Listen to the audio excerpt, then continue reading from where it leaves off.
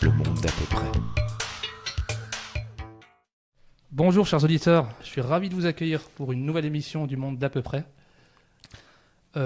Aujourd'hui, on accueille un invité, je vais le présenter par la suite, et peut-être même qu'il se présentera lui-même, si ma présentation n'est pas complète. Et on va tout de suite accueillir mes chroniqueurs. Nicolas, bonjour. Bonjour. Ludovic, salut. Bonjour. Alors, autour de la table, on a avec nous Alexis Poulain. Bonjour. Bonjour et merci d'être là. Ravi de vous accueillir dans le monde d'à peu près. Non, merci. Alors pour rapidement vous présenter, vous avez été journaliste chez RT jusqu'à que les choses tournent au vinaigre. Vous avez travaillé dans la communication, dans le marketing. Vous êtes un ancien élève de Sciences Po. Aujourd'hui, vous tenez une revue d'actualité qui s'appelle Le Monde Moderne. Et malheureusement, Timmy n'est pas présent parmi nous. Si, il est là, vous savez, il est toujours là. Peut-être préciser qui est Timmy pour les gens qui ne le connaissent pas. On va laisser Alexis nous présenter Timmy. Ah oui.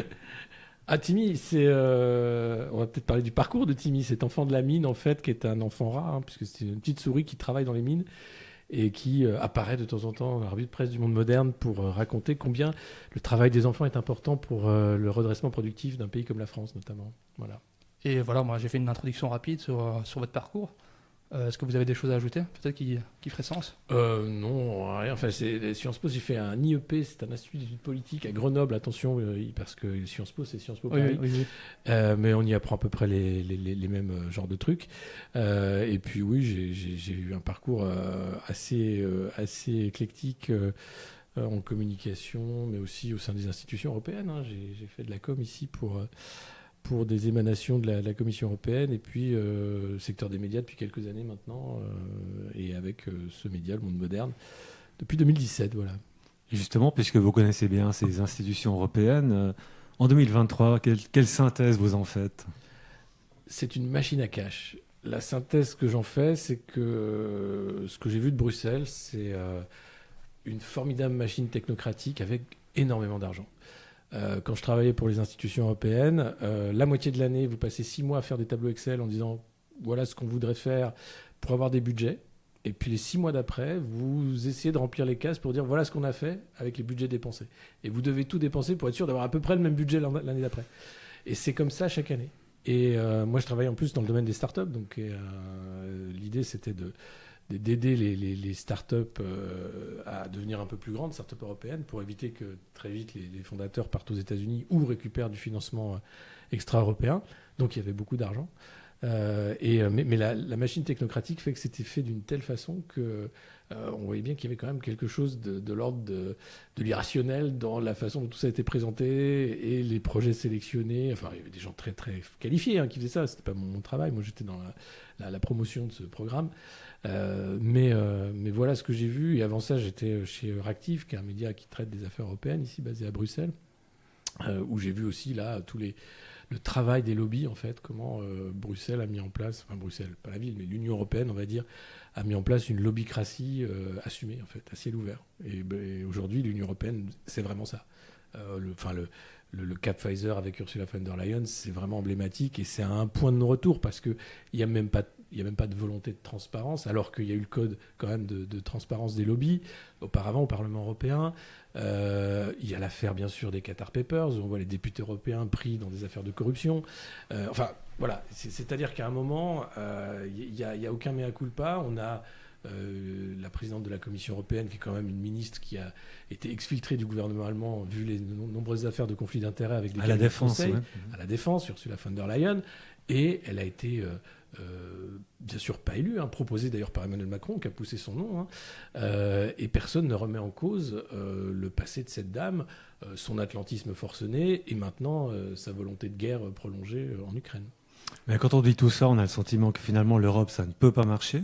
Est-ce que vous voyez une Europe possible, concrète? Sous quelle forme? Est-ce que c'est encore possible d'unir des pays en Europe? Moi, je crois que c'est possible d'unir des pays, qu'ils soient européens ou pas. La question, c'est qu'est-ce qu'on veut faire avec l'Union européenne? On voit bien que le projet de l'Union européenne, si on le voit, c'était, au-delà du marché unique, la mise en commun de certaines matières premières, la CECA, communauté du charbon et de l'énergie. Donc déjà, on part sur un problème énergétique. L'Europe, c'est un pays dépendant. On n'a pas de gaz, on n'a pas de pétrole, on n'a pas d'uranium, on n'a rien. Donc on est un continent dépendant. Et ça, c'est quelque chose qui, fondamentalement, fait l'Europe aujourd'hui. Alors, la France avait un plan, c'était les centrales nucléaires, grand plan nucléaire, y compris militaire d'ailleurs. Le nombre de centrales en France, c'est pas uniquement pour l'électricité, c'était vraiment pour arriver à avoir la bombe. Mais c'est pas forcément suivi, et on voit bien que on a un grand voisin, la Russie, qui fournit gaz et pétrole, pas très cher. Ça tombe bien, en plus le régime communiste tombe, donc c'est encore mieux. On a d'autres grands voisins côté Méditerranée. Alors eux, de temps en temps, on leur envoie des bombes sur la gueule pour récupérer, en Libye notamment. Mais sinon, on a l'Algérie avec le gaz. Et donc, toute la logique en fait de survie de ce continent européen, si vous regardez, il faut suivre les pipelines. Et pourquoi on en est là aujourd'hui, c'est que y a une volonté d'hubris finalement, de croire que d'être sous la coupelle otanesque et d'être une marge de l'empire américain nous protège de tout. C'est faux. Enfin, on voit bien qu'aujourd'hui, les sanctions qui ont été infligées à la Russie suite à l'invasion de l'Ukraine sont des sanctions contre tous les citoyens européens. Et qu'est-ce que c'est que le projet européen ? Quand on écoute Madame von der Leyen ou les uns ou les autres, ils vous parlent des valeurs européennes. Alors, les valeurs européennes, quand on creuse un peu, on dit c'est l'état de droit. Ah bah super, alors l'état de droit c'est quoi ? C'est la démocratie. Ah bah super, alors la démocratie, elle est où ? Quand vous avez le pass vaccinal, la démocratie, elle est où quand vous censurez une chaîne d'information sans cadre légal du tout, je parle de RT France, en France. Qu'on censure RT en tant que chaîne russe sur le territoire européen, pourquoi pas ? Mais là, on parlait d'une rédaction en France. Quand on voit les oukases qui sont décrétés systématiquement et de manière concertée avec ces leaders européens qui, moi, quand je les regarde aujourd'hui, j'ai l'impression d'un suicide collectif. Et d'ailleurs, de manière déraisonnable. C'est-à-dire, je ne sais pas quelle est l'issue de ça. Et la construction européenne, elle s'est perdue, je pense, au milieu du gué. Enfin, elle n'a jamais été très... C'est toujours quelque chose de très pragmatique, au final. On a été 12, 26, et les autres partent. Les Anglais partent, et c'est à dessein. Je pense qu'ils avaient compris que déjà, l'euro, c'était pas leur truc. Mais ensuite, se dire que, quitte à être sous domination américaine, soyons-le en direct, donc on aura plus d'intérêt. Et c'est d'ailleurs ce qu'ils font depuis le début, y compris quand ils étaient au sein de l'Union européenne. Pour les autres, la question se pose, et notamment pour la France. Qu'est-ce que la France a à gagner dans cette affaire ? Et si vous regardez, aujourd'hui, toutes les politiques européennes bénéficient d'abord à l'Allemagne. C'est l'Europe qui a permis à l'Allemagne de se réunifier. C'est l'Europe qui a permis de sauver le mark. Tout bénéficie finalement à ce grand pays qu'est l'Allemagne. La France est un supplétif finalement pour éviter que l'Allemagne s'effondre, parce que là, ce serait l'effondrement du continent européen, du moins Europe de l'Ouest. Et puis après, il y a la politique internationale. Enfin, systématiquement, on nous parle d'Europe de la défense, on nous parle d'une Europe citadelle de souveraineté européenne, mais vous avez des pays au sein de ce bloc qui n'ont pas d'intérêt commun, ou très peu. Et d'ailleurs, ça se voit, que ce soit l'Allemagne qui fait son chemin avec le charbon, notamment, qui... Alors, là, je ne comprends pas du tout la stratégie allemande actuellement. C'est-à-dire qu'ils sont obligés un peu de se taire par rapport au sabotage de Nord Stream, mais eux bénéficiaient du gaz russe, c'était les premiers. Ils avaient besoin du gaz russe pour leur industrie. Les Américains les obligent maintenant à utiliser de l'énergie américaine. Certaines entreprises délocalisent, donc c'est vraiment un suicide. Là, pour le coup, la stratégie allemande est un suicide. Peut-être qu'ils veulent privilégier le suicide collectif. Et les coup, alliés, du moins. Je pense qu'ils savent qu'eux pourront revenir sur leur base une fois toute cette folie finie. Mais par contre, pour d'autres pays, ce sera définitivement rideau, quoi. Et la France, on voit Emmanuel Macron qui s'agite dans tous les sens, là, qui a annoncé récemment de réindustrialiser. En fait, non. C'est des entreprises étrangères qui viennent investir pour faire de la batterie électrique, certaines pour faire du médicament générique.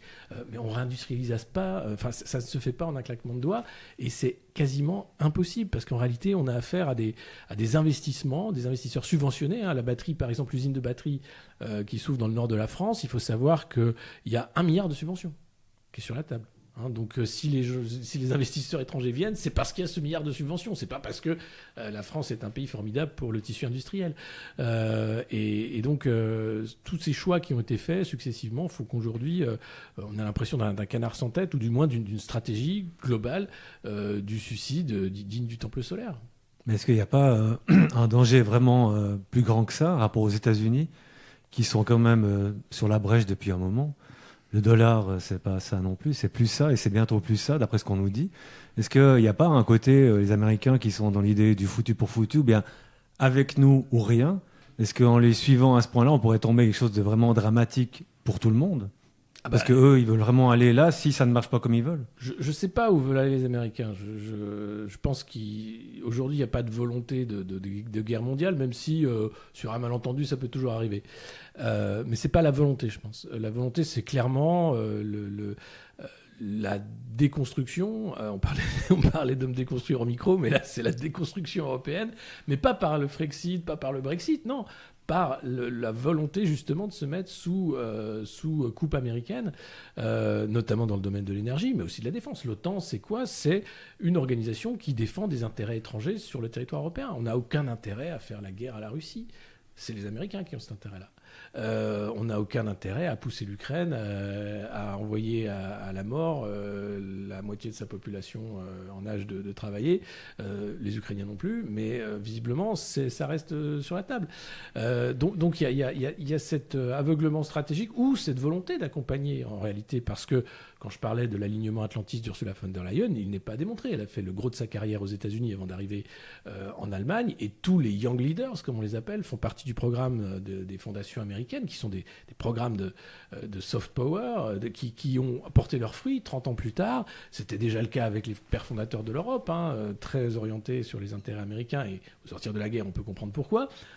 Longtemps après, on peut se demander, quand on voit le bilan des États-Unis en termes de politique internationale. C'est la déstabilisation systématique pour sauver le dollar, effectivement.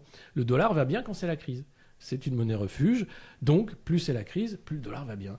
Alors ça commence à changer, parce qu'il y a une sorte de mouvement lent de dédollarisation de l'économie mondiale, poussé par la Chine notamment, qui vend beaucoup de dollars en ce moment et qui a compris que l'affrontement final, ce ne sera pas Russie contre États-Unis, mais ce sera États-Unis contre Chine. Et les Chinois sont déjà en train stratégiquement de mettre les pions pour cet affrontement final, on va dire, qui sera un affrontement économique d'abord, on l'a vu sous la présidence de Trump, mais qui va s'accélérer parce qu'aujourd'hui, c'est le dollar effectivement qui est en jeu. C'est une monnaie en faillite. Il y a eu tellement d'impressions de cette monnaie. La Banque centrale américaine a tout fait pour jouer sur les taux, mais ça ne peut plus marcher. Aujourd'hui, on a une inflation incontrôlable dans la zone euro, n'en déplaise à Christine Lagarde qui nous parlait d'un petit dos d'âne, un petit hump.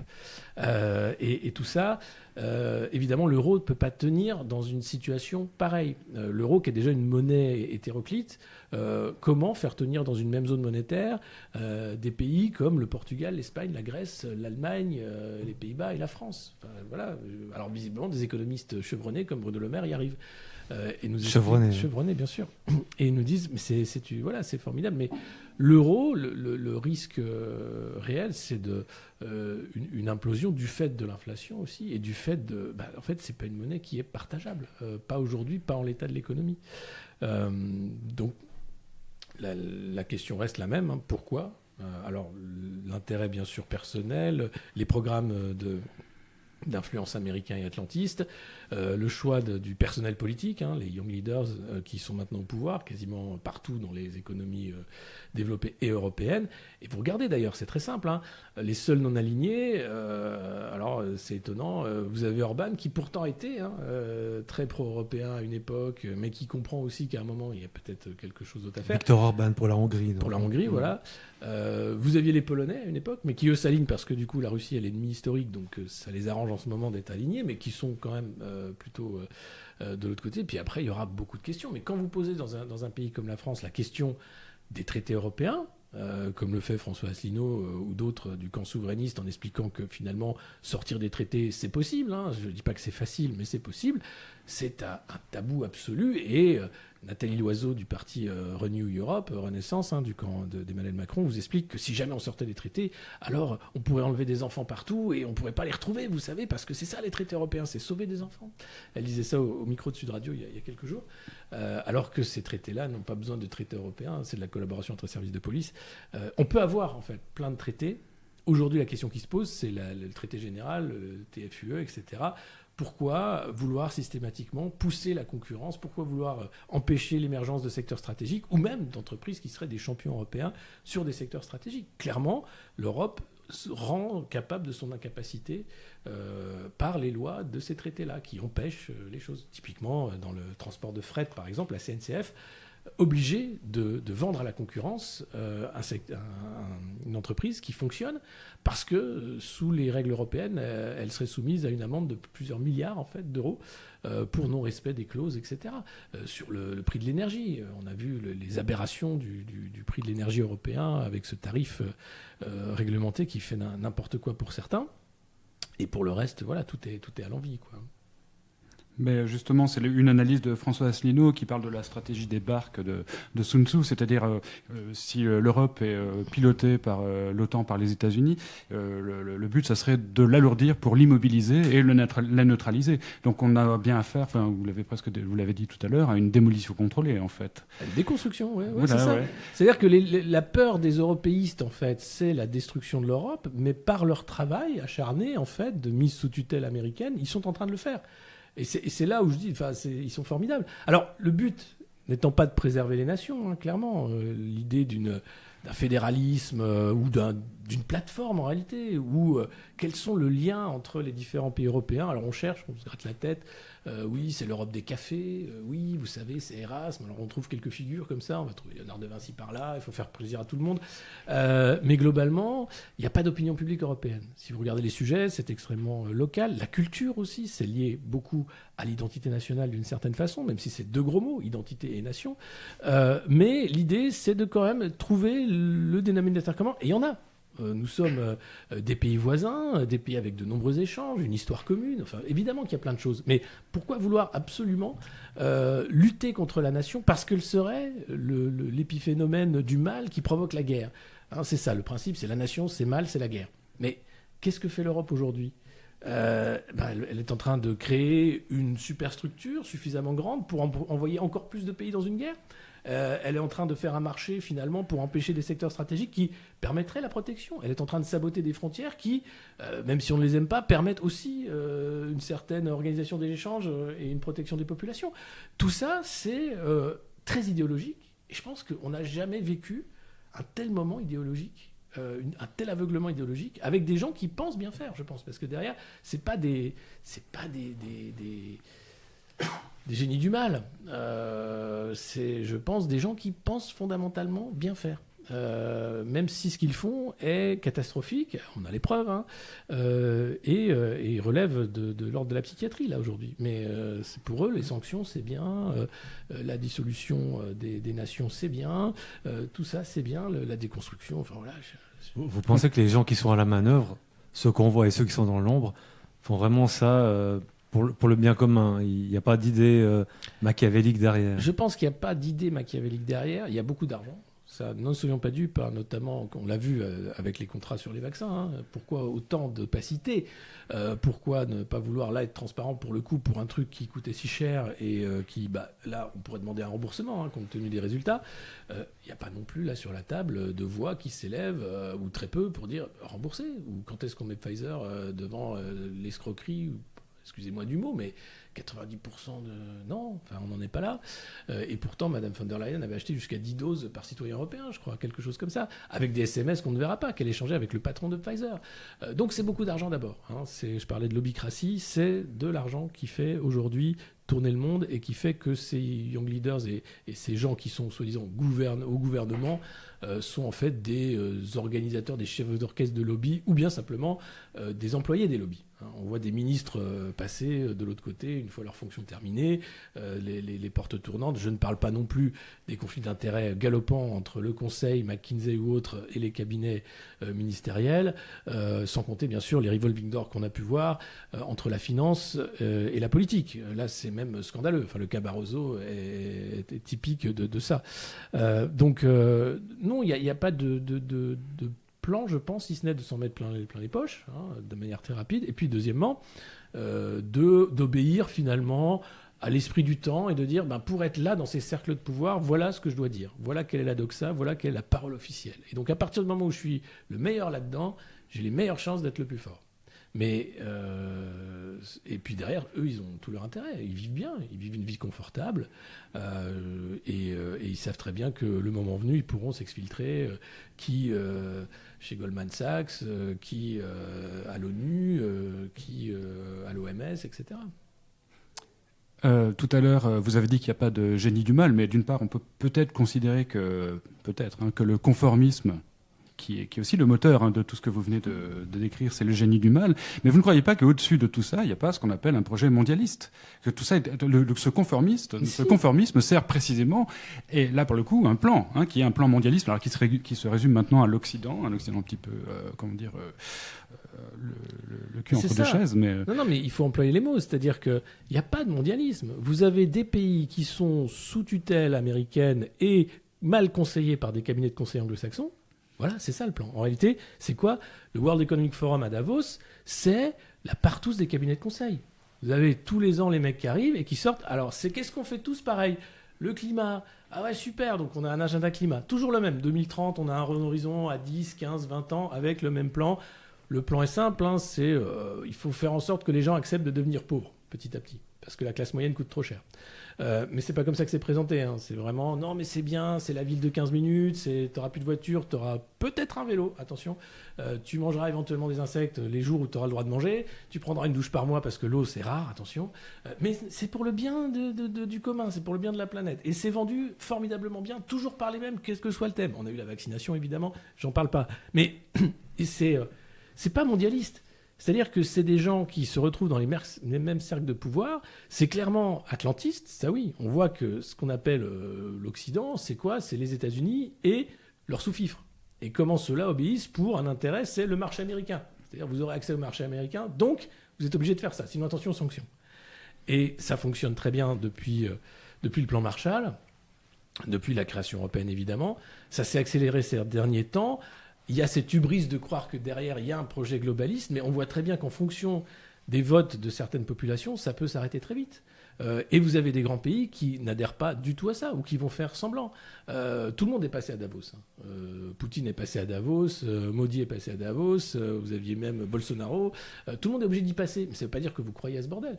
Vous pouvez arriver là et dire, bon ben voilà, on va faire ça, mais globalement, vous regardez les bons élèves de cette folie du cabinet de conseil, c'est toujours les mêmes. C'est les pays anglo-saxons, donc Australie, Canada, Nouvelle-Zélande, Angleterre, États-Unis. C'est la France, toujours dans les bons plans. Parfois l'Allemagne, souvent aussi. Et voilà, qui sont les deux moteurs, on va dire, de l'Union européenne. Et puis après, vous avez un flou qui se dessine. Puis après, vous avez clairement le camp des pays qui n'en ont rien à faire ou qui vont faire semblant, ou bien qui ont des intérêts divergents. Et là, c'est là où la géopolitique entre en compte. Et vous avez la Chine, la Russie, l'Inde, la Turquie, qui ont des jeux d'influence très différents des États-Unis et qui réussissent là où, de manière très discrète, puisque les médias occidentaux n'en font pas état. Et l'Afrique, typiquement, c'est le continent où tout se passe en ce moment. Mais vous trouverez très peu de pages, sauf pour parler des coups d'État ou des différentes déconvenues des opérations occidentales en Afrique, pour parler de l'Afrique. Mais vous dites où tout se passe en ce moment, mais vous avez quelques exemples. Qu'est-ce qui se passe en Afrique qui fait qu'il se passe quelque chose ? Ouais, ce qui se passe en Afrique, c'est la vraie décolonisation. C'est la fin de l'influence des anciennes puissances coloniales, mais réelle. Le Mali, par exemple, c'est une baffe gigantesque pour la France.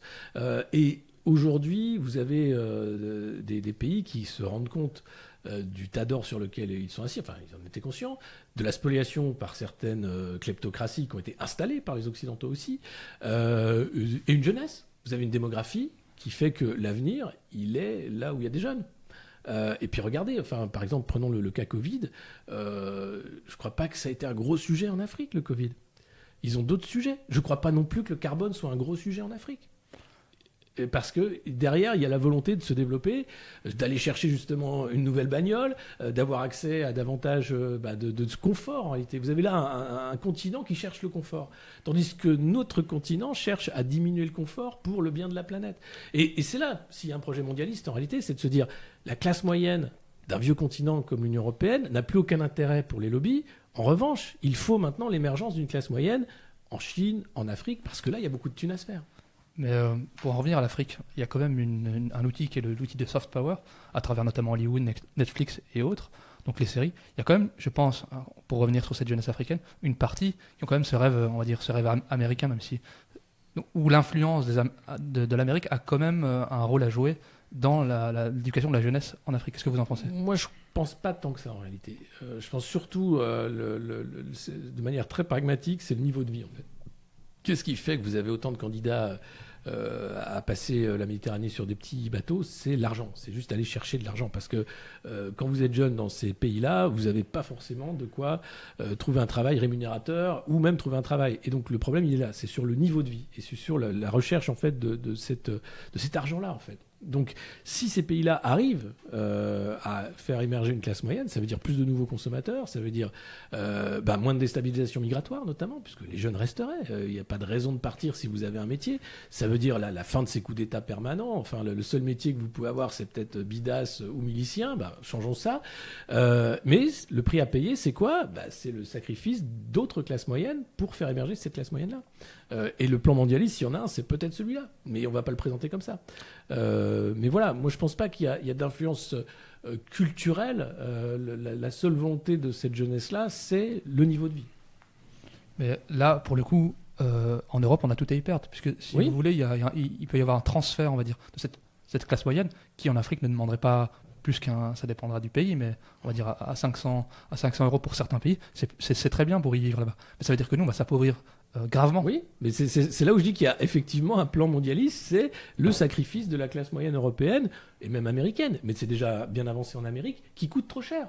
C'est-à-dire que la classe moyenne, c'est quoi? C'est des gens à qui on permet de consommer. C'est-à-dire vous allez arriver au sortir de la guerre, des gens qui n'ont pas grand-chose, qui ont eu les privations, etc., et vous leur dites, vous pouvez acheter une voiture. Super. Vous allez avoir un réfrigérateur. Vous allez pouvoir avoir une télévision. C'est formidable. Vous allez pouvoir avoir 2 télévisions, puis vous allez pouvoir avoir une 2e voiture, puis vous pouvez avoir une maison, puis même une maison de campagne, etc. Et des gens qui partaient de rien, hein, mais qui arrivent à avoir cet ultra confort-là. Et aujourd'hui, on leur explique à ces gens-là que la bagnole, ça pollue, une maison, c'est déjà trop, et puis de toute façon, vous coûtez trop cher. Regardez, le fait de décaler l'âge de la retraite, c'est quoi? C'est que l'État-providence, c'est quoi? C'est permettre aux gens d'avoir une qualité de vie. Cette qualité de vie a un prix. Et ça coûte trop cher. Donc ce qu'il faut faire, c'est faire comprendre aux gens, leur imposer, mais sans leur imposer, c'est le nudge, qui vont devenir pauvres, mais que c'est pour leur bien, bien sûr, la planète d'abord, le climat. Et donc, il faut qu'ils avalent la pilule en disant oui, merci, bien sûr, c'est vrai. Alors, on leur dit pas de béner leur télé. Hein. Non, ça, la télé, il faut la garder. Mais par contre, la bagnole, il faut la béner. La baraque, il faut la béner. Vous n'aurez plus rien et vous serez heureux. C'est le World Economic Forum. La viande, il faut la béner. Tout ce qui va être de l'ordre du confort qui a été construit, arraché, en disant voilà, c'est une certaine qualité de vie, c'est maintenant dangereux en réalité pour la santé et pour la planète. Mais allez dans les pays africains, allez dans les pays en développement, ils en ont rien à battre de ça. C'est pas des messages qui passent. C'est même pas entendable. Donc, voilà, vous avez 2 mondes. Un qui va sans doute prendre en qualité de vie et un qui va perdre. Alors, je pense pas qu'on va descendre jusqu'à rien, mais le schéma global est celui-ci. Et comment faire accepter à des gens de perdre en confort? Faut trouver quand même des gros dossiers. Il faut arriver à faire avaler la pilule. Et en ce moment, on voit bien, c'est le climat qui a été choisi comme la cause suprême de cette auto-perte de qualité de vie des populations occidentales. Je ne sais pas si vous serez d'accord si je dis que vous avez une interprétation matérialiste de ce qui se passe, pour ce qui est de l'Occident en tout cas. On peut aussi envisager qu'il y a derrière tout ça des courants idéologiques et même spirituels, parce que tout ça ressemble quand même à un grand sacrifice humain sur l'autel de la Terre. Il y a des mouvements religieux, des mouvements mystiques qui sacrifient au culte de Gaïa et qui ont été présents depuis des centaines d'années dans une certaine élite, qu'elle soit d'ailleurs riche ou simplement intellectuelle, des philosophes, etc. Hein. Alors est-ce que vous croyez pas qu'il peut y avoir effectivement des courants spirituels qui soient les véritables moteurs de cette révolution qui nous est imposée? Non, je pense que c'est vraiment matérialiste et c'est vraiment poussé par le profit. Mais après, on peut parler du veau d'or. Je pense que le sacrifice, c'est l'état de l'espèce humaine. Enfin, même si vous prenez les religions du livre, vous avez toujours la figure du sacrifice qui est centrale. Le Christ, c'est quoi? Il se sacrifie pour vos péchés. Donc l'idée même du sacrifice, elle est... par principe, c'est celle de la vie. Sauf que le Christ se sacrifie, alors que là, on a l'impression qu'on sacrifie des populations. Non, mais vous avez même les courants Monaco qui vont choisir d'être dans le dépouillement le plus total. Vous avez aussi l'idée de sacrifice qui n'est pas forcément de sa vie, mais de sacrifice pour des causes, pour d'autres choses. Donc, c'est quelque chose de fondamental. Après, vous avez eu, bien sûr, des cultes païens où il y avait des sacrifices rituels. Ça, c'est réel et jusqu'à pas si longtemps, en réalité. Donc, on voit bien que l'humain se construit autour de la peine, de la douleur, de la mort, de la souffrance et du sacrifice. Ça fait partie de la condition humaine.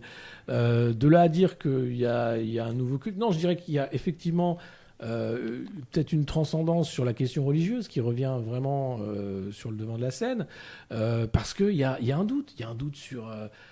mais qu'est-ce que c'est que l'espèce humaine à l'âge du transhumanisme ? Je pense qu'aujourd'hui, la question fondamentale, c'est qu'est-ce qu'on va faire de l'humain vu qu'on est capable d'en faire n'importe quoi ?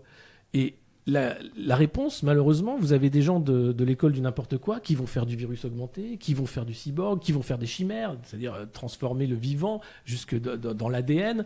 Des gens qui sont capables du pire, des Frankenstein, en fait, qui sont même payés pour faire ça et qui pensent que c'est l'avenir. Vous avez des gens qui vont vous dire que oui, le corps, c'est un outil comme un autre et que la matière vivante, finalement, on peut s'en passer parce qu'éventuellement, on pourra vivre sans corps et devenir une énergie ou quelque chose. Vous avez des trucs délirants comme ça dans le transhumanisme. Et puis, vous avez l'autre courant qui dit, mais attendez, il y a la nature, je ne dis pas qu'elle est parfaite, mais peut-être qu'il y a là une raison à ce que l'humain soit ainsi fait. Il est limité, certes. Est-ce que l'augmenter, ça sert à quelque chose si c'est pour qu'il finisse à ressembler à une perche de micro avec 2 globules à la place des yeux. Mais la question fondamentale du 21e, c'est l'avenir de l'humanité. C'est est-ce qu'on va sacrifier justement l'identité humaine, la matière humaine, en disant mais c'est quelque chose sur lequel on peut travailler et finalement on s'en fout, on ne le respecte pas, ou est-ce qu'on va en faire quelque chose de sacré ? C'est ça la question du siècle. J'ai envie de rebondir aussi sur ce que vient de dire Ludovic, parce que je vous ai entendu parler de beaucoup de sujets, notamment les groupes Bilderberg, le dîner du siècle. Je pense que je vous ai entendu là-dessus aussi, Davos, le Forum économique mondial. Il y a aussi, et là je vais rejoindre ce que dit Ludovic, c'est qu'il y a aussi une volonté spirituelle derrière, ou anti-spirituelle, ça dépendra comment on voit la chose, à travers notamment les loges et la maçonnerie. Quid de ces mouvements qui sont ésotériques et qui ont aussi pignon sur rue, où on sait que beaucoup de politiques en sont, et derrière il y a une volonté spirituelle. Je me rappelle que Vincent Payon disait que la laïcité était la religion d'État. La laïcité est quand même... Oui, alors. Voilà. Quel est votre avis sur ces loges et la maçonnerie au sein de la politique et de leur vision spirituelle ? Alors, la maçonnerie, c'est effectivement un mouvement spirituel et il y a un côté ésotérique plus ou moins assommé en fonction des obédiences. Les loges sont très différentes. Et après, c'est vrai que ça a été un grand moment politique, notamment pour la Troisième République, où je crois qu'il n'y avait pas un élu qui n'était pas maçon. Et la devise républicaine, liberté, égalité, fraternité, qui est inspirée du triptyque. La devise de base, c'est liberté, égalité, fraternité ou la mort. Et c'était retiré. Ah, bah oui, parce que c'était moins fédérateur. Mais là encore, vous allez trouver tout et son contraire. Vous avez d'ailleurs des loges qui ont été sous le feu de la presse parce qu'il y avait eu des tueurs à gages qui avaient été engagés. Enfin, donc vous pouvez trouver absolument tout ce que vous voulez. Vous avez les maçons permanents aussi invités comme Alain Bauer et les autres pour vous expliquer tout et n'importe quoi sur tout et n'importe quoi. Cette quête spirituelle, elle est présente souvent chez beaucoup. Je pense pas que la laïcité, en revanche, soit une religion. Ça, c'est une erreur de dire ça. La laïcité à la française, c'est un cadre légal qui permet à chacun d'exercer sa foi sans être emmerdé, en réalité. Et c'est pas plus compliqué que ça. Alors, toutes les constructions, le business, les dérives qu'on fait sur la laïcité, c'est scandaleux. Parce qu'en réalité, il n'y a rien à faire. C'est simple, c'est chacun a le droit d'exercer sa foi et ne doit pas être inquiété pour ça. Quand on a le fonds Marianne qui arrive, quand on a les dérives de l'ultra-laïcité, on va critiquer systématiquement une religion, parce que la seule en fait qu'on montre du doigt, c'est l'islam. Systématiquement, là on est dans une dérive. Et c'est pas ça la laïcité. Pour moi, c'est un cadre légal, il est bien écrit puisqu'il est très simple, et à partir de là, vous avez des interprétations, vous avez effectivement des pratiques qui peuvent changer, notamment prosélytes. Je ne cache pas que l'islam est une religion qui peut être plus prosélyte qu'une autre, mais néanmoins, le cadre légal est là, et c'est pas plus que ça.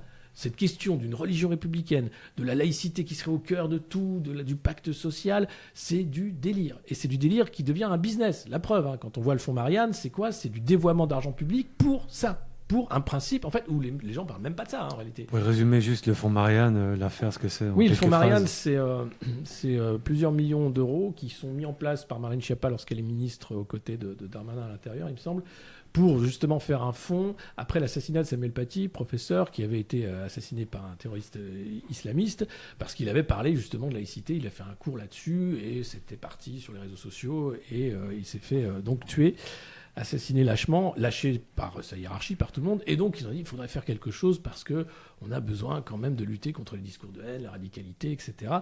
Et arrive le fonds Marianne, qui est un fonds qui sort de nulle part, et les amis de Marlène Schiappa, qui d'ailleurs trouve un grand soulagement dans la maçonnerie, dans une interview à Libé, elle en parle, sont positionnés où on leur demande gentiment de poser des dossiers. Alors les dossiers, c'est une feuille de Word avec 5 trucs pour dire oui, on fera des vidéos, oui, c'est super. Et là, on leur file 300 000, 50 000, 80 000, en dehors du cadre d'appel d'offres, dans une transparence tout opaque, comme on sait bien faire en République, et arrivent des révélations dans la presse, Marianne, Mediapart et autres, et une commission d'enquête sénatoriale pour voir mais comment c'est possible qu'un truc pareil puisse avoir lieu. Et comment ont été faits les choix, comment ont été faits les arbitrages. Et là, on commence à comprendre que... Ah oui, ça ressemble quand même fortement à du conflit d'intérêts XXL, ou du moins à des choses. Tout ça au nom de cette fameuse laïcité, mais il n'y a pas besoin de ça en réalité. Donc c'est là où ça devient un business, c'est là où ça devient critique, alors qu'on parle simplement d'un cadre de droit, point. Et qui, à mon sens, est bien fait. Il n'y a pas besoin d'en rajouter des caisses, surtout ce genre de truc. Donc voilà, donc un scandale de plus. Et laïcité, ce n'est pas ça. Un de plus. Peut-être pour revenir sur... moi, je vais encore vous contredire quand même un petit peu, en tout cas, vous contrer un peu sur l'aspect, peut-être pas spirituel, mais on a aussi l'impression qu'il y a une guerre totale contre l'humanité, contre toutes les structures traditionnelles des sociétés occidentales, que ce soit qui détruisent la famille, qui détruisent les origines chrétiennes du... moi, je suis... athée, je ne parle pas en tant que chrétien ou croyant, les structures traditionnelles, une espèce de destruction de l'héritage chrétien, catholique, etc. Mais ça va jusqu'à la destruction du sens, la destruction du mot, des sexes maintenant qu'on appelle des genres, etc., par les béliers idéologiques que sont les mouvements LGBT, qui ont autant de lettres que l'alphabet maintenant. Voilà. Donc, et tout ça va dans le même sens quand même. Donc, moi, j'ai du mal à me contenter d'une explication matérialiste et purement intéressée où l'argent serait le moteur vraiment final de tout ça. Non, il y a un tel fanatisme. Je ne dis pas qu'il n'y a que l'argent. Je parlais de la question du siècle, c'est quand même la place et la nature de l'humanité. Mm-hmm. On est loin de l'argent, là.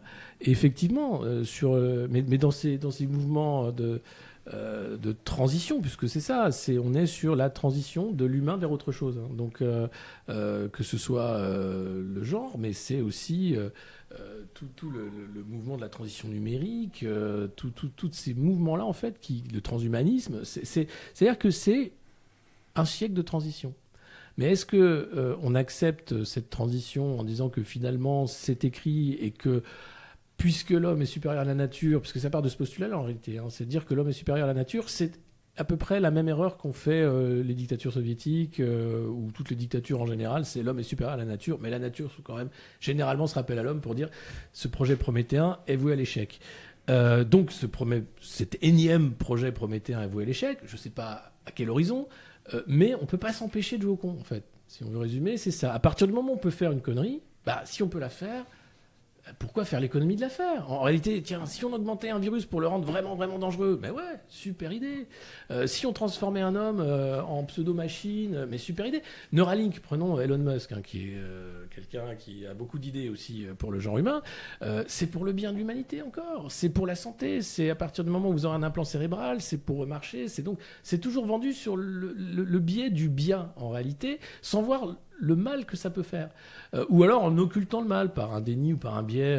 Mais la question, elle est loin du matérialisme. La question, elle est vraiment de ce siècle de transition. Est-ce que, globalement, l'espèce va accepter de devenir autre chose ? Ou est-ce qu'il y aura une réaction ? Ou est-ce que la nature, tout simplement, fera le boulot ? J'ai une autre question pour vous, parce qu'on a parlé du moteur qui était l'argent, qui est un outil de corruption, qu'il soit conscientisé ou non. Mais il y a aussi un autre aspect, c'est le chantage. Et je vous ai entendu sur un média parler notamment d'un sujet tabou qui était la pédocriminalité. Et je suppose que vous êtes au courant aussi de l'affaire Brunel, Epstein, etc. Oui. Je pense qu'il y a aussi son rôle à jouer. Qu'en pensez-vous? Oui, le compromat, il est question dans l'affaire Epstein, donc ce milliardaire qui s'est suicidé en prison, qui était ami des puissants, qui organisait des partous dans son île, qui s'appelait le Island. Saint Little James. Little Saint James. Little Saint James. Qui était en fait un agent possible de renseignement qui organisait des compromats. C'est-à-dire tout était filmé, et donc une fois qu'il avait les films, d'ailleurs ces films ont été saisis par la justice américaine, ils n'ont jamais été utilisés puisque M. Epstein s'est suicidé dans sa prison, tout comme M. Brunel d'ailleurs, qui s'est aussi suicidé dans sa prison. M. Brunel qui était l'agent français de M. Epstein. Dans des prisons de haute sécurité. Dans des prisons de haute sécurité, le soir où 2 caméras ne marchaient pas, où les gardiens étaient allés prendre l'apéro. Les gardiens étaient en train de jouer à Tetris. Bref, c'est incroyable quand même.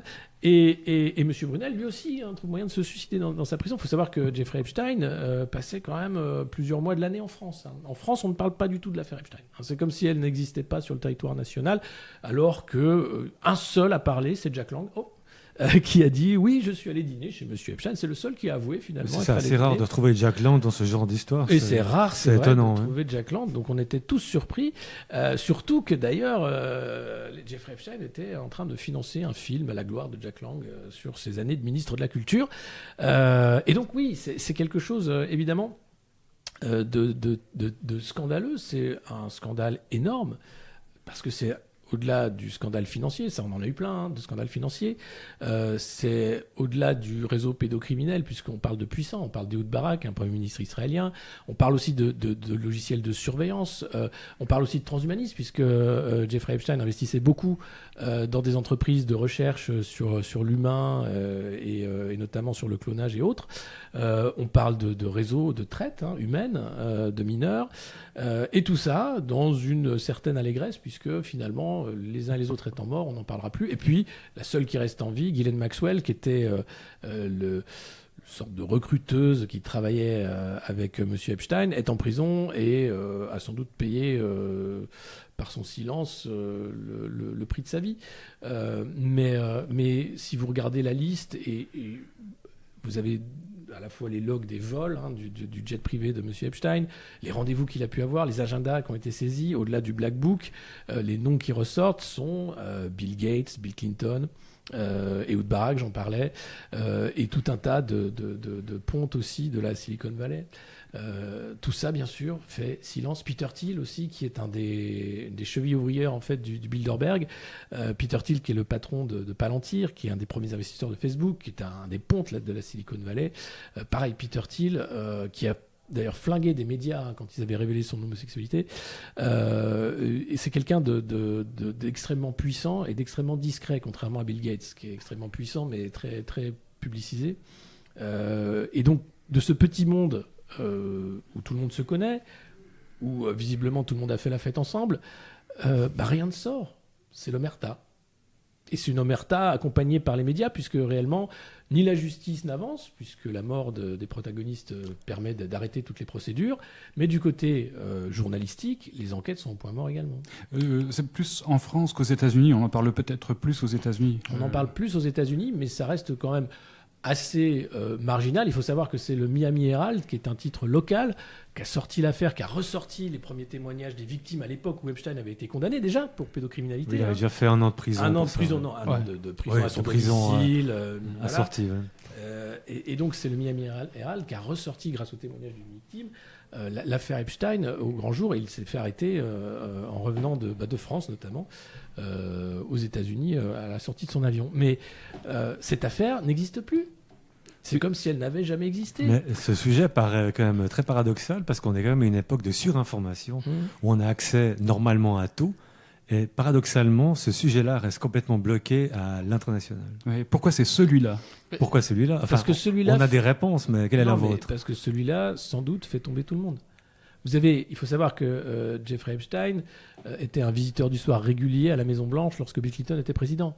Il faut savoir que Ghislaine Maxwell était au mariage de Chelsea Clinton, au premier rang. C'est une amie des Clinton, Ghislaine Maxwell.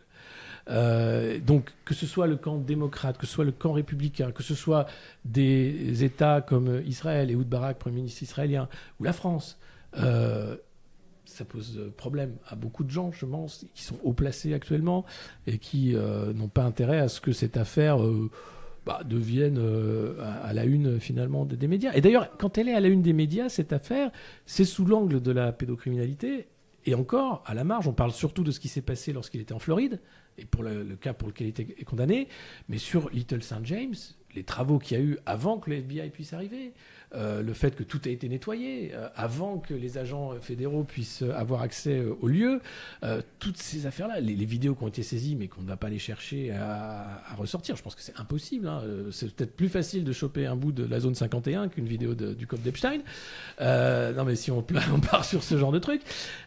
Et donc, quand je parle d'omerta, c'est la loi du silence parce que on voit bien qu'ils sont tous tenus. Enfin, quand vous avez les noms, c'est impressionnant. Les photos qui attestent de ces proximités. Alors tout le monde se défend en disant oui, mais c'est vrai, je le connaissais, mais bon, j'ai pris mes distances. Ou alors oui, mais j'ai arrêté de le voir à partir de telle date. Enfin, vous avez quand même un royal qui est tombé. Le prince Andrew. Lui, il a été débranché parce que Prince Andrew, il passait ses vacances en Thaïlande avec Epstein. Vous avez des photos sur le yacht, c'est pas simplement. Enfin, c'est de cette proximité-là dont il est question, pas des affaires d'intérêt financier. Tout ce qui nous a été servi à nous, c'était le tableau dans l'appartement d'Epstein à New York, avec Clinton en robe bleue. Ouais, c'est tout ce qu'on a eu droit à ça. Voilà, mais c'est étonnant comme tableau. Quand oui, même. c'est vrai, c'est déjà surprenant. Un choix de décoration particulier.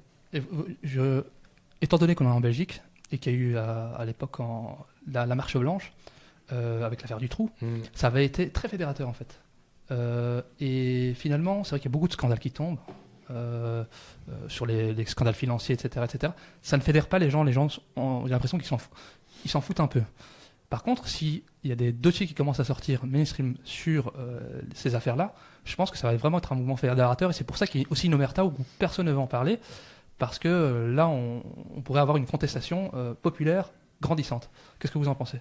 Même ça, enfin, je veux dire, sur l'affaire du trou, vous n'avez pas le bout de l'affaire, hein, sur les réseaux notamment, où tout ça a été enterré au niveau de la justice fédérale, et grandement d'ailleurs, malgré certains témoignages.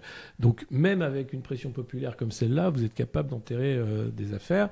Et sur l'affaire Epstein, c'est la même chose. C'est-à-dire que, enfin, je veux dire, sur les scandales financiers, par exemple, c'est scandaleux. Vous avez chaque année un scandale financier qui arrive sur la table, Luxembourg, les LuxLeaks, les Panama Papers, les machins, etc., avec les mêmes noms toujours, on va retrouver, et rien. Enfin, et pourtant, oui, à chaque fois, vous avez Oxfam qui fait son rapport sur ouais, les riches s'en mettent plein les poches et les pauvres, regardez, chaque année. Et d'ailleurs, c'est marrant, Oxfam, c'est la veille de Davos, ils sortent leur rapport pour dire il y a toujours de plus en plus de riches. Davos fait son mea culpa, c'est vrai, il faudrait partager les richesses, puis à la fin, ça finit, c'est vaccinez-vous ou taisez-vous, quoi. Bah, tu dis, et il n'y a pas eu de trucs fédérateurs. Enfin, sur le moment, prenons la crise sanitaire, bon, qui est un moment d'hystérie collective. C'est quoi ? C'est de l'hystérie collective. C'est-à-dire que même si vous avez un truc qui peut fédérer, vous pouvez toujours trouver un angle où vous aurez le camp pour, le camp contre. Vous pourrez trouver des gens aujourd'hui qui vont défendre Jeffrey Epstein et ses copains. Il n'y a aucun problème. En disant que c'est un coup monté, vous savez, vous avez derrière un machin. C'est tout à fait possible. Et sur le cas Epstein, là où c'est intéressant, c'est que finalement, ça touche très peu de gens. Et puis, c'est très, très vaporeux. Les gamines qui étaient dans la traite, elles viennent de pays de l'Est, elles viennent de pays du Maghreb, elles n'ont pas voix au chapitre. Vous n'avez aucune victime, sauf celle de Miami, les Américaines qui ont pu témoigner, qui ont eu accès aux médias, mais pour les autres, elles n'existent pas. Elles n'existent pas. Il n'y en a pas eu. Donc c'est comme ça que ça fonctionne. C'est un monde dégueulasse en réalité. Le monde d'à peu près, c'est un monde dégueulasse. C'est un bon résumé du monde d'à peu près. Même. Mais enfin, il était déjà dégueulasse quand il était dans le monde d'avant. Dans une autre interview, vous avez déclaré que nous ne sommes pas en dictature. Alors, à votre avis, qu'est-ce qui reste, entendez bien, de démocratie dans les régimes où nous sommes ? Alors, je ne dirais pas qu'est-ce qui reste de démocratie, je dirais qu'est-ce qui nous reste pour qu'on ne soit pas encore en dictature. Et les deux choses qu'il faut qu'on n'ait pas en dictature, c'est qu'aujourd'hui, les opposants ne disparaissent pas en prison. Voilà. Vous avez encore une certaine liberté de parole, à la marge. Mais c'est ça la différence. Après, la démocratie, je pense pas, et ça, je l'ai dit dans une autre interview, on est dans une plutocratie. C'est-à-dire, c'est l'argent qui fait le candidat, c'est l'argent qui fait la loi. Il ne faut pas croire que parce que tous les 5 ans, vous votez pour une marque d'andouille ou une marque de lessive, c'est la démocratie. Enfin, 5 ans parce que c'est un quinquennat en France, mais enfin, peu importe. Nous, on a un système en plus particulièrement vertical, particulièrement manipulateur, puisque on crée des candidats ex nihilo. Emmanuel Macron n'existe pas. Vous avez les milliardaires qui se mettent d'accord pour dire voilà, c'est lui et c'est lui. Il n'y a pas photo. Et donc, il fait 40 couvertures en quelques mois. Il est partout. C'est formidable. C'est la nouveauté. Tiens, on va essayer. Ce mec a été créé de toutes pièces par l'oligarchie. Et voilà. Vous dites ça, c'est pas conspi de dire ça. Vous regardez factuellement la naissance médiatique de quelqu'un qui n'existe pas et qui est poussé par les médias mainstream qui ont cette force de frappe-là, en réalité, qui est la fabrique du consentement. Donc la démocratie, pour moi, c'est déjà un mot largement galvaudé, en réalité, quand l'élection se résume à élire une saucisse tous les 5 ans et ensuite se faire griller sur le barbecue pendant 5 ans et dire « Ah bah oui, mais tu l'as bien... » Et puis il fallait voter, et puis voilà. Et d'ailleurs, le taux d'abstention montre que beaucoup de gens ont compris que là était une certaine impasse. La démocratie, c'est pas ça. C'est un pouvoir réel par le peuple pour le peuple. C'est des référendums, par exemple, si on respecte l'esprit de la Constitution, puisque ça tient à cœur aux macronistes de respecter l'esprit de la Constitution, eh bien qu'ils fassent un référendum sur l'âge de la retraite, par exemple, plutôt que de passer un texte sans vote à l'Assemblée en expliquant que c'est tout à fait constitutionnel. Non, c'est n'importe quoi en réalité. Mais ça passe, puisque finalement, les gens s'en foutent, c'est bientôt les vacances, il y a autre chose, et puis c'est que 2 ans de plus. Mais non, c'est pas que 2 ans de plus. C'est que tout est possible dorénavant face à un peuple non politique. Donc, ce qui nous reste, c'est rien, en réalité, et c'est surtout un peuple qui est dissous, finalement, dans l'entertainment, la fabrique du consentement, qui va de pair avec la société de consommation, la société du spectacle, et tout ça atteint son paroxysme avec un gouvernement de clowns qui sont là pour faire du spectacle, écrire des livres, poser dans Playboy, et qui sont ministres. Et on accepte ça. Et c'est l'acceptation, en fait, majoritaire. Le fait majoritaire, finalement, est là. C'est-à-dire que vous avez une majorité de gens qui trouvent ça normal. Et une minorité qui sont scandalisés. Ou juste, moi, je regarde ça maintenant avec humour et détachement, parce que visiblement, ça convient à une majorité de personnes. C'est triste, mais visiblement, ça convient à une majorité de personnes. Je ne le crois pas en réalité. Mais tant qu'il n'y a pas une construction d'un peuple politique, des mouvements fédérateurs, justement on parlait de fédération, et derrière la prise de conscience en réalité du poids politique de ce que c'est qu'un citoyen. Un citoyen, c'est pas rien. C'est quelqu'un qui est normalement conscient en fait des enjeux, des biens communs et de sa liberté et de la valeur de cette liberté et des combats qu'il doit mener pour la préserver. Aujourd'hui, on a affaire globalement à des gens qui préfèrent regarder le court terme, être dans un certain matérialisme ou simplement ne pas avoir d'ennui parce que c'est compliqué. Quand vous avez un boulot difficile où les fins de mois sont compliquées, si jamais vous ouvrez votre gueule, vous risquez de le perdre ce boulot. Et c'est déjà difficile d'en avoir un, même si on nous vend le plein emploi à longueur d'entretien sur les plateaux. Donc cette précarité-là, cette peur aussi du déclassement fait que au lieu de provoquer un réveil politique, c'est plutôt un réflexe de peur, bien entretenu d'ailleurs par les médias, et on l'a vu au moment Covid, qui permettent de dépolitiser encore plus rapidement ce qui restait d'un peuple politique. Mais justement, comment est-ce que vous expliquez l'aplatissement total des politiques, du pouvoir, du côté du pouvoir, et même du peu de contre-pouvoir qu'on avait, comme le Sénat, etc., lors de l'épisode covidien, où vraiment il y a une unanimité pour la persécution, finalement, des peuples. Oui, y compris des syndicats. Moi, j'ai trouvé ça honteux, qu'il y ait si peu de voix syndicales qui s'élèvent contre le traitement des soignants non traités, puisque je ne sais pas comment on appelle ça, ou bien la façon dont le non-vacciné était devenu le bouc émissaire d'une société malade. Parce que ce n'était pas le Covid le danger, c'était l'hystérie et la maladie mentale. Et donc, arriver là, voir que la représentation nationale, finalement, représentait le camp de la peur, le camp de la contrainte et le camp de l'hystérie, puisqu'on a eu des discours formidables de gens qui étaient là. Franchement, c'est un moment fasciste pour moi. C'est des gens qui sont prêts à sacrifier, on parlait de sacrifice tout à l'heure, une partie de la population parce que c'est le bouc émissaire nécessaire pour que le reste de la société obéisse. Et donc, vous avez la peur d'un côté et vous avez le défouloir vis-à-vis de gens qui n'ont rien fait, mais qui vont être montrés du doigt comme étant les responsables de tout. Et ça, ce moment-là, qui est si peu de gens qui s'élèvent pour dire c'est scandaleux, et je suis désolé, c'est une mécanique fasciste et pas autre chose, là, c'est une faillite. Là, c'est une faillite globale. Et pourquoi ? Vous avez affaire à des rentiers. Un élu, c'est un rentier. Et c'est beaucoup, malheureusement, qui perdent de vue en fait, le rôle qu'est leur, c'est-à-dire le rôle de représentation du peuple, puisque c'est ça la démocratie représentative. Et ils choisissent de représenter une partie du peuple, notamment celle qui a le pouvoir et le pouvoir de les faire élire. Vous dites fasciste, mais on pourrait dire bolchevique aussi, non ? Mais fascisme, c'est pas forcément. C'est un moment en fait où tout le monde. Enfin, c'est Pasolini qui parlait aussi de ce fascisme-là. C'est la télé. La télé, c'est fasciste. C'est-à-dire, vous regardez un truc, c'est une voix, une seule, et c'est comme ça. La société du spectacle, elle est fasciste aussi dans sa façon de mettre en scène de manière obscène des faits divers, parce que c'est comme ça qu'on va jouer sur les peurs, et donc et finalement les gens sont fascinés par ça. Et puis bien sûr le consentement, l'idée de dire ben oui, c'est comme ça, il faut obéir parce que je suis du bon côté, et puis le côté d'être bien assuré d'être du bon côté parce qu'il y a justement un bouc émissaire, parce que s'il n'y avait pas de bouc émissaire, ce serait pas si clair. Si finalement les voix des blessés par les injections, des gens qui ont perdu des proches, avaient été traitées à hauteur de ce que c'était, c'est-à-dire un scandale sanitaire de grande ampleur, ben, ça n'aurait pas été ça. Seulement ces voix-là ont été moquées, c'est honteux d'ailleurs. C'est proprement scandaleux la façon dont ont été traitées les victimes des injections, ont été cachées, ont été censurées, pour assurer justement qu'il y avait bien un bouc émissaire. Donc même si vous étiez dans le vrai, même si vous parliez d'un fait, c'est-à-dire ce vaccin m'a flagué la santé, ce vaccin a tué un proche, vous étiez traité de complotiste, vous étiez traité de salopard, limite. C'est monstrueux ce qui s'est passé. C'est monstrueux, on n'en prend pas l'ampleur, mais ça veut dire qu'on peut faire à nouveau 1000 fois pire que ce qu'on a fait avec ce petit virus. Que l'humain, particulièrement dans nos sociétés de la peur, est prêt à toutes les saloperies parce qu'il sera du côté du bien. Et parce qu'on lui aura dit que le bien, c'est ça, c'est de mettre des gens dans des camps, c'est de les montrer du doigt, c'est de les ridiculiser, c'est de les traiter comme des sous-hommes. Ça veut dire qu'on est prêt à refaire les mêmes saloperies qu'on a fait il y a quelques années. Donc le monde est fascisé et fascisant, le peuple se dissout, le monde à peu près est dégueulasse. C'est une bonne synthèse. Donc vous faites une revue de presse régulière.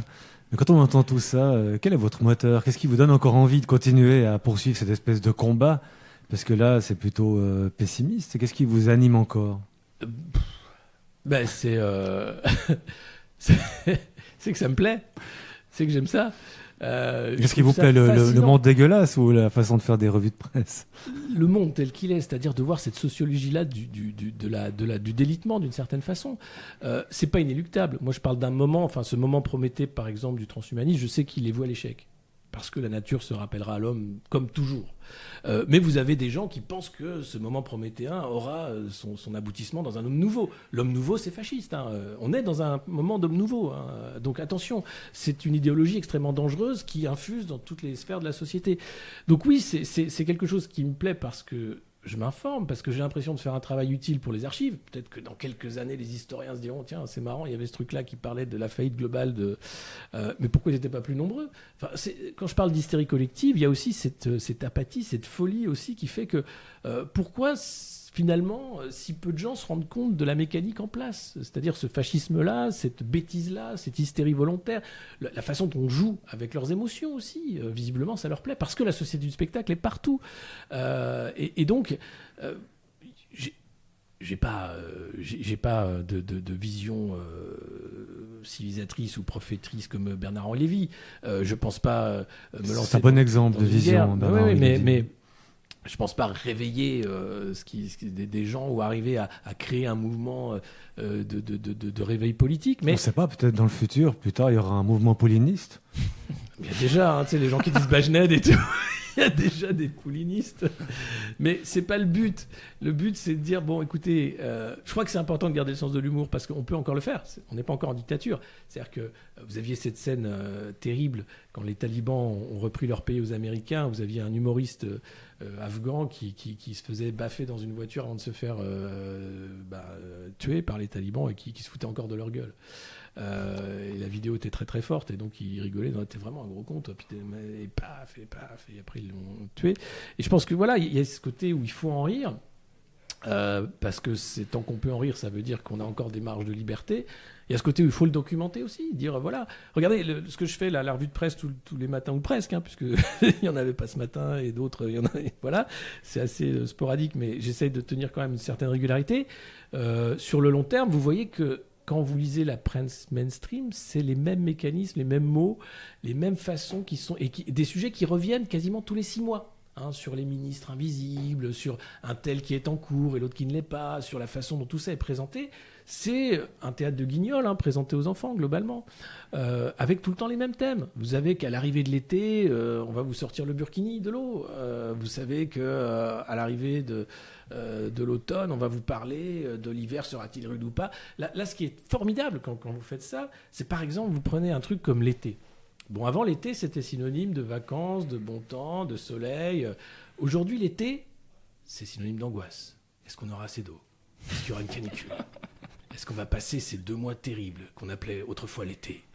C'est ça qu'on voit, c'est-à-dire des gens qui sont en train de nous foutre en l'air en fait la joie de vivre. Donc il faut rire, il faut même les pieds dans la merde comme le coq chanter et trouver ça, avoir cette force-là pour montrer la bêtise en fait crasse qui est en train de phagocyter ce qui reste de matière molle dans les têtes. Eh bien, je pense que c'est une conclusion parfaite. Je pense qu'on va s'arrêter là. Faut rigoler. Je pense que c'est vrai. Ben oui, il faut rigoler. Faut rigoler. Et une petite anecdote parce que il y avait un terroriste qui faisait un attentat dans un prise d'otage. Je sais plus si c'était dans un bus ou dans un avion. Et il y avait un des otages qui, pour faire rire les gens, imitait les terroristes. Et du coup, il s'était pris une baffe. Voilà. C'est ce panache-là qu'il faut avoir. Rigolant. Merci beaucoup, Alexis. Merci. Écoutez, il faut le suivre sur ses canaux. On mettra tous les liens en descriptif. Le monde moderne. Le monde moderne. Et voilà. Merci beaucoup. Merci. Mes chers chroniqueurs, merci. À très bientôt. Chers auditeurs, Merci, au revoir. au revoir. À bientôt.